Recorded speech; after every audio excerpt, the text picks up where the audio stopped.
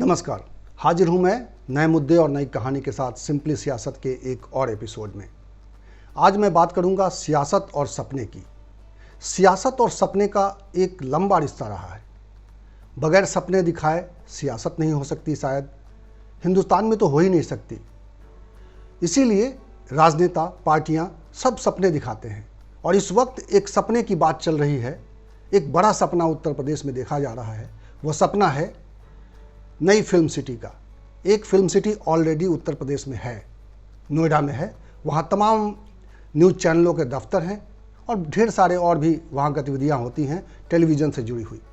लेकिन फिल्मों के लिए एक और स्पेसिफिक फिल्म सिटी बनाने की बात एक बार फिर बहुत ज़ोर शोर से उठाई गई है। उत्तर प्रदेश के मुख्यमंत्री ने अचानक इस बारे में अधिकारियों से विमर्श किया। कुछ बॉलीवुड के सितारे उनके पास आए, उनसे बात हुई और अचानक एक दिन, अगले ही दिन एक बड़ी बैठक हुई जिसमें बॉलीवुड के प्रमुख चेहरे उसमें दिखाई दिए उस बैठक में। और जो नहीं आ पाए वो वेबिनार के जरिए यानी कि इंटरनेट के जरिए उनसे जुड़े हुए थे उस बैठक में।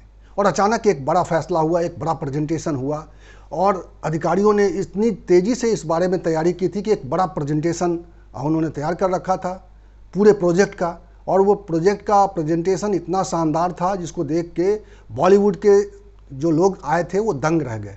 उनको लगा जैसे सपने जैसा है, जैसे वो फिल्मों में सपने दिखाते हैं उसी तरह का एक सपना उनको उस पीपीटी प्रेजेंटेशन में दिखाई दिया। और वो सपना वहाँ से निकलकर आम लोगों के बीच भी टहलने लगा है, हमारे आपके बीच में टहलने लगा है। उस सपने की हकीकत जानेंगे इस पूरे वीडियो में और आपसे बात करेंगे और भी कई पहलुओं पर, इससे जुड़े तमाम पहलुओं पर। लेकिन मैं आपसे एक गुजारिश करना चाहता हूं कि अगर आपने अभी तक मेरा ये चैनल सब्सक्राइब नहीं किया है तो प्लीज़ इसे सब्सक्राइब कर लीजिए और इसका बेल आइकन भी दबा दीजिए ताकि जब भी कोई नया वीडियो बने तो आपको इसकी जानकारी मिल जाए। तो एक बार फिर से बात शुरू करते हैं सियासत और सपने की। तो ये सपना जो है फिल्म सिटी का सपना, ये इतना बड़ा सपना है कि इसके लिए, इसको पूरा करने के लिए समय चाहिए। लेकिन योगी सरकार के पास उसके कार्यकाल 3-3.5 साल ऑलरेडी ख़त्म हो चुके हैं।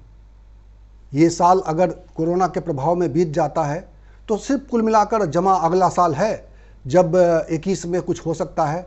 22 के शुरुआत में ही चुनाव होने हैं, मार्च में आमतौर पे चुनाव होते हैं 22। चुनाव से ऐन पहले इस तरह की बड़ी योजना का सामने आना अपने आप में कई तरह की अटकलों को जन्म देता है और इसको लेकर इसी तरह की अटकलें लगाई जा रही हैं। वो इसलिए भी क्योंकि ये सियासी मामला बन गया है। जैसे ही ये पूरी योजना बनी, जैसे ही ये पूरा कार्यक्रम हुआ, इसमें फिल्मी सितारों का और बॉलीवुड के निर्माता निर्देशकों का उनके साथ बैठक हुई तो अखिलेश यादव ने, जो पूर्व मुख्यमंत्री हैं प्रदेश के, और उनके कार्यकाल में भी इसी तरह की योजना सामने आई थी जो ज़मीन पर उतर नहीं पाई। उसको लेकर उन्होंने ट्वीट किया कि अब उस योजना का फीता काटने के लिए मोदी जी तैयार हैं। इस वक्त उनका ट्वीट आपके स्क्रीन पर है। तो आप समझ सकते हैं कि इसकी राजनीति तो यहीं से शुरू हो गई। और दूसरी बात ये कि इस तरह की योजना, जैसा कि मैंने पहले कहा, इस तरह की योजनाओं को ज़मीन पर उतारने के लिए इसके इतने सारे पहलू होते हैं। यह पीपीटी प्रेजेंटेशन बनाने जितना आसान नहीं है। पीपीटी प्रेजेंटेशन में जिस तरह की चीज़ें दिखाई दे रही हैं, जितना विशाल, जितना हो सकता है, ऐसा लगता है जैसे हॉलीवुड को साकार किया जा रहा है उत्तर प्रदेश में, उस तरह की चीज़ें आप देख सकते हैं। मैंने उस बारे में भी एक वीडियो बनाया है, मैं इसके डिस्क्रिप्शन में डाल दूंगा, आप चाहेंगे तो उसको देख सकते हैं कि कितना बड़ा प्रोजेक्ट है। एक बड़ा सपना है। क्या ये सपना सिर्फ सपना रहेगा या ज़मीन पर उतरेगा, इसको लेकर अभी से सवाल उठ रहे हैं।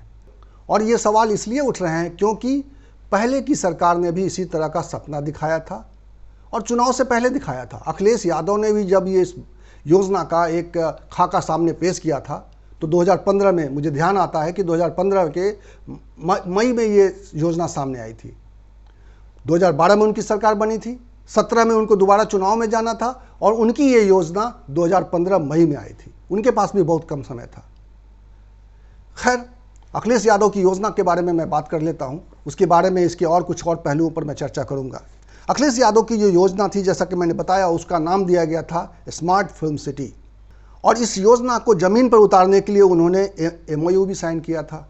एक कंपनी है purple seas group, Satyendra Singh Tomar की वो कंपनी थी, और उसके साथ एक बाकायदा MOU साइन हुआ वर्ल्ड क्लास फिल्म सिटी बनाने के लिए नोएडा के पास, आगरा के पास एक ज़मीन तलाशी गई, 400 एकड़ की ज़मीन करीब करीब उसके लिए प्रोजेक्ट एक तैयार किया गया। इसी तरह की रूपरेखा उस समय भी बनी और कहा यह गया कि इससे 4000 लोगों को रोजगार मिलेगा। उसमें फिल्म प्रोडक्शन से लेकर तमाम तरह की योजनाएं होंगी और एक तरह से बॉलीवुड का विकल्प उत्तर प्रदेश में तैयार किया जाएगा। इस तरह की योजना बनी, लेकिन आखिरकार उस योजना को सिरे नहीं पहुंचाया जा सका, उस योजना को उतारा नहीं जा सका ज़मीन पर। अखिलेश यादव के कार्यकाल में इतना ज़रूर हुआ था कि फिल्म बंधु को उस समय काफ़ी मजबूत किया गया था, उसकी वेबसाइट को दोबारा लॉन्च किया गया और उसको थोड़ा एक्टिवेट किया गया और उसकी वजह से उत्तर प्रदेश में फिल्मी गतिविधियां बढ़ गई। फिल्मों की शूटिंग तमाम होने लगी और सरकार एक नई फिल्म नीति लेकर आई। कई तरह के प्रमोशन, उस तरह के मदद करने का ऐलान किया गया। जो फिल्में उत्तर प्रदेश में अगर आधा उसकी शूटिंग अगर होती थी, 50% शूटिंग अगर होती है, तो उसको जो है 2 करोड़ रुपए देने की बात आई। उसके अलावा अगर दूसरी फिल्म वही निर्माता बनाता है तो उनको 2.5 करोड़ दिया जाएगा और इसके बाद हर अगली फिल्म पर 50 लाख रुपए अधिक का अनुदान देने की, सहयोग राशि देने की बात आई। तो इस तरह की योजनाओं से इतना तो जरूर लाभ हुआ उत्तर प्रदेश में कि फिल्मों की गतिविधियां बढ़ गई। उसके बाद से अभी तक, इस वक्त भी कोरोना संक्रमण का जब शुरुआत हो रही थी, उससे पहले भी लखनऊ में 3 फिल्मों की शूटिंग चल रही थी और कई तरह की फिल्म, यहाँ की वेब सीरीज बनी, BBC लंदन की वेब सीरीज लखनऊ में शूट हुई।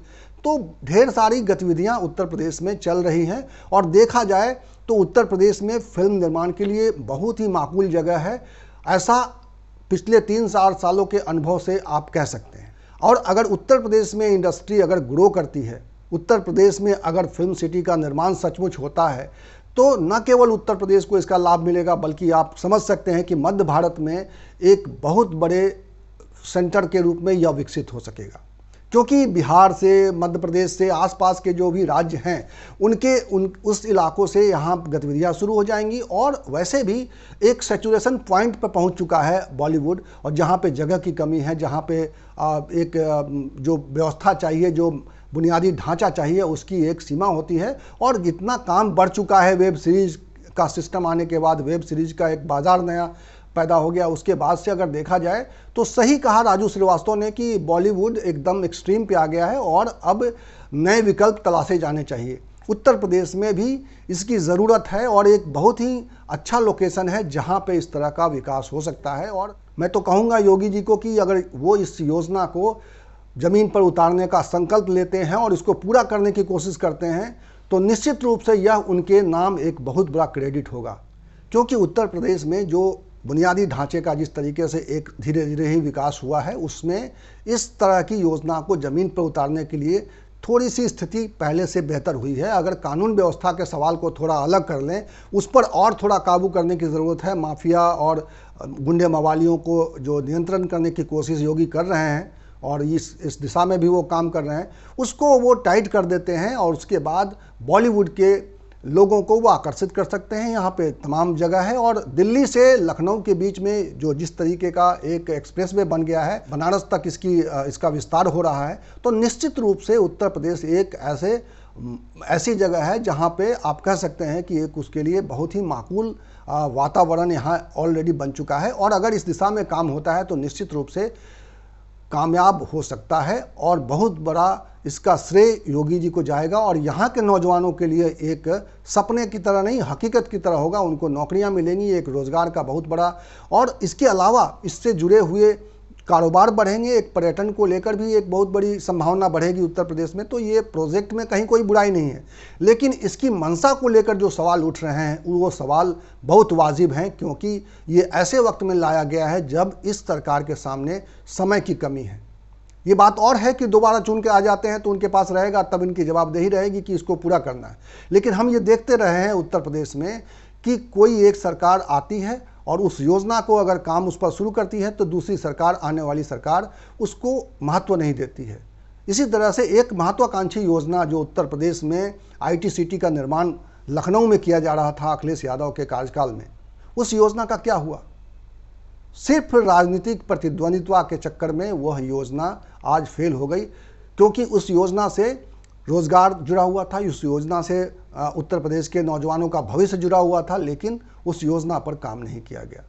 अलग अलग पार्टियों की जो सरकार आती है वो पिछली योजना पर जो धन खर्च होता है, जो जनता के पैसे से, जनता के पॉकेट से या जनता के टैक्स से जो उस पर पैसे खर्च होते हैं, उसको महत्व नहीं मिलता है। और जनता के पैसे पर इस तरह की योजनाओं को जब आगे बढ़ाया जाता है तो दूसरी सरकार की जिम्मेवारी होती है कि उस योजना को आगे बढ़ाया जाए। लेकिन आमतौर पर उत्तर प्रदेश में किसी भी सरकार ने अपनी पिछली सरकार की किसी योजना को आगे बढ़ाया हो, ऐसा हम नहीं देखते हैं। और इसीलिए शायद चुनाव के पहले इस तरह की योजना, इतनी बड़ी योजना जो एक साल में पूरी नहीं हो सकती है, लंबा वक्त लगेगा, तो उस योजना पर सवाल उठना वाजिब है और लाजमी है। ये एक सच्चाई है कि पूरे देश की तरह उत्तर प्रदेश में भी बेरोजगारी की समस्या बहुत बड़ी समस्या है। यहाँ अगर आबादी के लिहाज से देखा जाए तो ये समस्या और बड़ी है। और सबसे ज़्यादा गंभीर स्थिति ये है कि प्रतियोगी परीक्षाएं अलग अलग स्तर पे काफ़ी लंबित हैं, फंसी हुई हैं। और उसको लेकर भी एक अच्छा फैसला सामने आया है कि योगी सरकार ने इसको लेकर थोड़ी सक्रियता बढ़ा दी है। हालांकि ये सक्रियता चुनाव के ऐन पहले दिखाई दे रही है, इसलिए इसको लेकर भी कई तरह के सवाल हैं। लेकिन अगर योगी सरकार सचमुच बेरोजगारों को लेकर कुछ ज़्यादा गंभीर चिंतित है तो निश्चित रूप से इस योजना की ओर उसके मजबूत कदम बढ़ाना चाहिए। इसके अलावा इस योजना को कैसे आगे ज़मीन पर उतारा जाएगा, इसको लेकर भी लगातार चर्चा होनी चाहिए। ट्रांसपेरेंसी के साथ अलग अलग पहलुओं से, अलग अलग लोगों से और सभी प्रकार के लोगों से बात होनी चाहिए। क्योंकि अगर हम एक विचारधारा या कुछ खास लोगों को अगर इस योजना से जोड़ते हैं तो फिर वही दिक्कत आएगी कि उस योजना से जुड़े हुए लोग अगर किसी खास विचारधारा, किसी खास समूह का प्रतिनिधित्व करेंगे तो आने वाली सरकार, अगर दूसरी सरकार बदल के आती है तो निश्चित रूप से उस योजना को फिर आगे बढ़ने में परेशानी आएगी। और आखिरकार इसका नुकसान प्रदेश के खजाने को होगा और इसका नुकसान प्रदेश की जनता को होगा, प्रदेश के नौजवानों को होगा, जो इस योजना के साथ अपना भविष्य देख रहे हैं, जो इस योजना के साथ बहुत उम्मीद के साथ एक बदलती हुई दुनिया देख रहे हैं। अपने इर्द गिर्द लखनऊ में या दिल्ली के बीच में कहीं भी जो भी एक जगह तय हो रहा है, अभी तो ये फाइनल नहीं है, लेकिन फिर भी जो शुरुआती दौर में जो नोएडा के पास एक जगह का आकलन किया जा रहा है कि वहाँ पे 1000 एकड़ में इस योजना को कार्यान्वित किया जाएगा। बहुत बड़ा प्रोजेक्ट है, तो जाहिर तौर पे ये बड़ा प्रोजेक्ट है और उस बड़े प्रोजेक्ट के साथ उम्मीदें भी बड़ी हैं। देखना ये है कि सियासी उलझन से निकलकर ये योजना ज़मीन पर कैसे और कब और किस तरह से उतरती है। सपने और सियासत पर ये थी मेरी वीडियो रिपोर्ट। इसी तरह की रिपोर्ट के साथ मैं एक बार फिर आपके सामने आऊँगा। तब तक के लिए नमस्कार।